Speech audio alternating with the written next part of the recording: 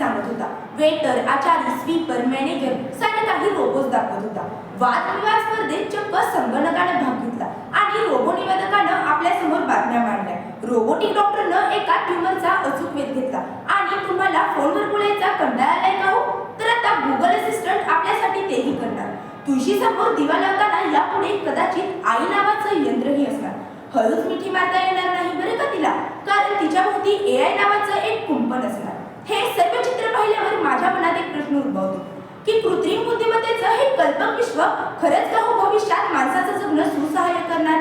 या सर्वांचा आढावा घेण्यासाठी मी आज व्यासपीठासमोर उभी आहे. नमस्कार, माझं नाव प्रतीक्षा आनंद थोरात. विषय मांडते कृत्रिम बुद्धिमत्ता आणि भविष्यकालीन जग. नमस्कार श्रोते. अश्मयुगातला माणूस आणि आजचा 21व्या शतकातील तंत्रज्ञानाने प्रगत माणूस हा समृद्ध प्रवास माणसाने त्याच्याजवळ असलेली एक अमूल्य देणगी म्हणजेच बुद्धिमत्तेच्या जोरावर आखला.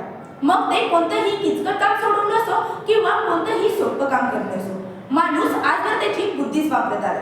परंतु हे सर्व काम माणसाप्रमाणे विचार करणारी यंत्रही करू शकतील का हो? असा विचार आज कुठेतरी होत चाललाय.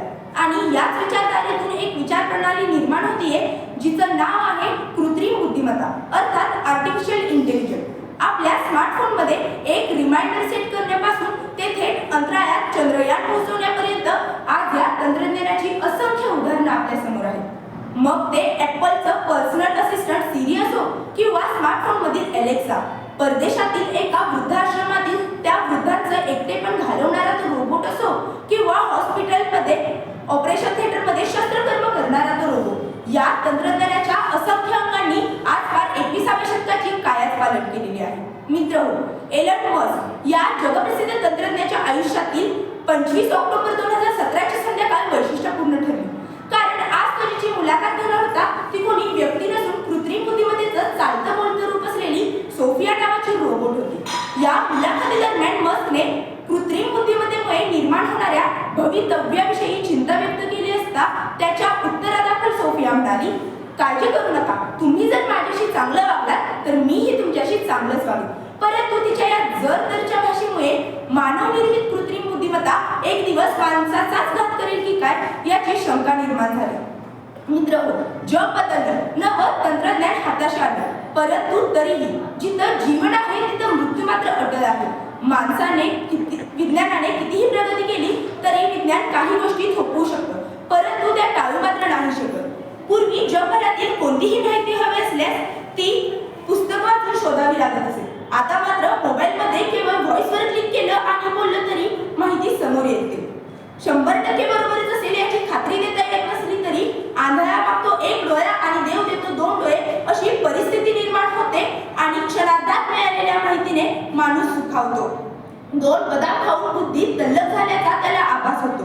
पण इथे मात्र एक प्रश्न उभा राहतो, तो म्हणजे गुगलवरून मिळालेल्या माहितीने माणूस बुद्धिमान होतो का हो? माणसाचा बुद्धिमान वाढतो का हो?